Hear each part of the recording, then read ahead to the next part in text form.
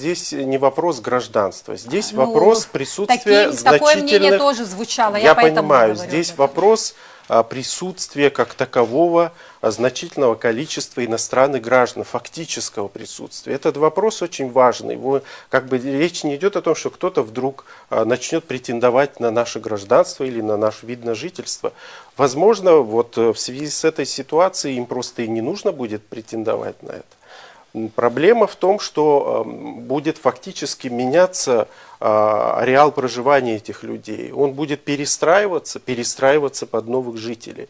Мы сейчас видим, что у нас вот в Сухуми происходит строительство апартаментов. Хотя мы знаем, что значительная часть приобретается апартаментов. Я не знаю, может быть, если закон не будет принят, то скажут, что это совершенно не апартаменты, что это, там, я не знаю, жилые здания. Юрьевич, можно я один вопрос? Можно я все-таки докончу, я долго очень ждал.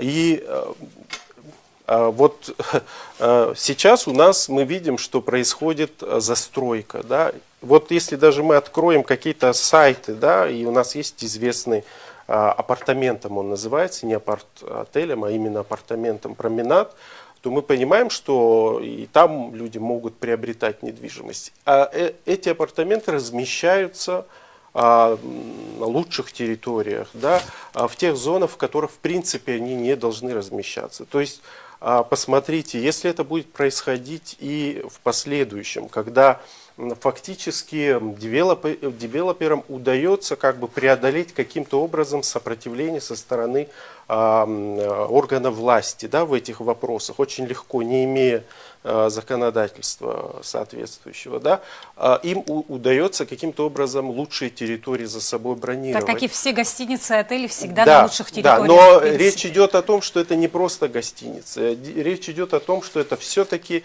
место временного пребывания, которое таковым по сути не является.